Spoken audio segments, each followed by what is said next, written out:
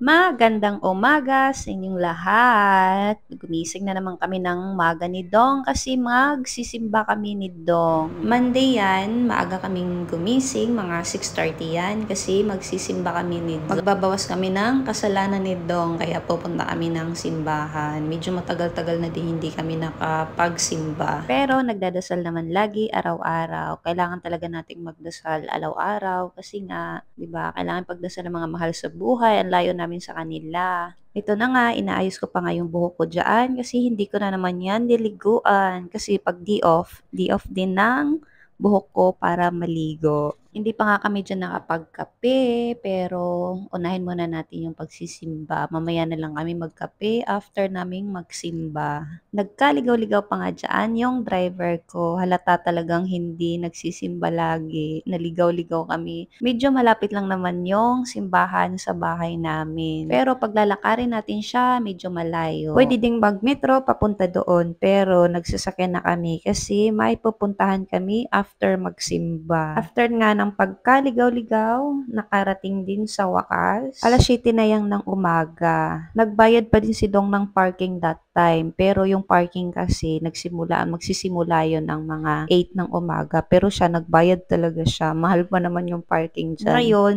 sa isang oras, 6 dirham na. Before, 2 dirham lang at saka 4. Sabi niya, mas okay na yung safe kaysa magbayad siya ng penalty. Mahal pa naman pag nahuli ka dito, hindi ka nagbayad ng parking. Nakarating na nga kami sa simbahan, pero yung misa ay tapos na.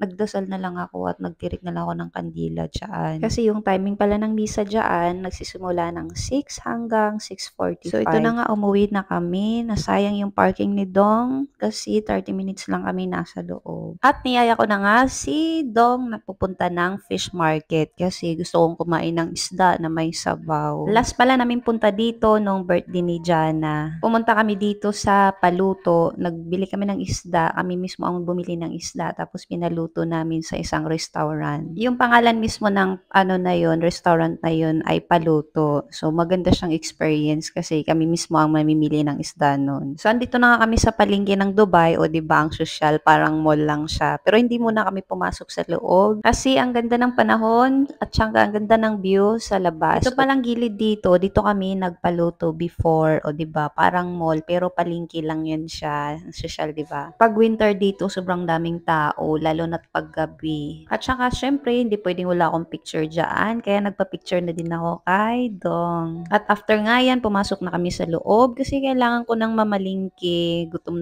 na ako that time. Every day off talaga, mas gusto ko talagang magluto ng sinabawang isda. Hindi kasi namin niluluto yan, yung sinabawang isda, pag may mga pasok kami kasi hindi yun babaunin ni Dong. Ako okay lang na babaunin ko, pero yung isa, ayaw niya nung magbaon ng isda na may sabaw. At first stop, ito yung nakita namin. Sobrang fresh niyan. Malalaking danggit, masarap to sabawan at gusto to ni Dong kasi natikman niya to nung sa Pilipinas nung nagbakasyon kami. Pumunta kasi kami ng Surigao. Yung maliliit na fresh na danggit, sinabawan, natikman niya. Nagustuhan niya. Kaya gusto niya ulit magsabaw kami. So alam niyo ba na kami nito, yung kilo nito ay sabi nung tagabantay dyan, 45 per kilo.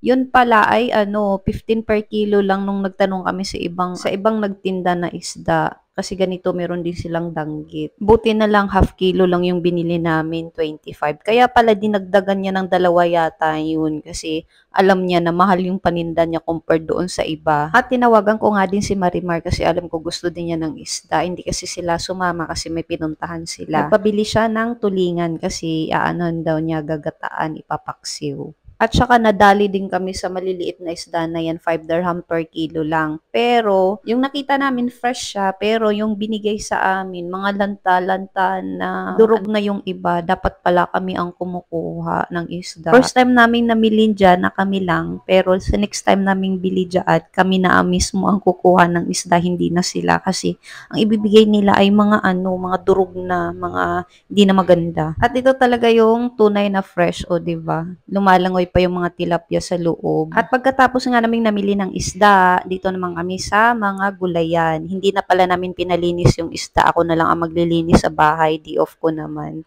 At saka hindi naman masyadong madami yung binili namin. Ito na nga, kumuha na nga si Dong ng trolley kasi tamad siyang magbitbit sa binili naming isda. Kaunti nga lang yung mga customer nila dyan kasi nga sobrang aga pa niyan. Nakakaya tuloy kasi nga ang daming nag-aalok sa iyo. Palengke talaga siya pero social lang yun na palengke na yan kasi nga naka-aircon ang lahat, bawal dito mainitan. Lahat ng mga gulay-gulay na yan nasa yung hinawakan ko, 1 dirham lang yan ang isa. Bumili ako ng 5 gulay na kamuting kahoy. Tapos, ang nilagay lang ay 4. Iwan ko kung saan napunta yung isa. At bumili din pala ako nitong alugbati na to. Alugbati yung tawag sa amin ng ganyan eh. Sobrang laki niya.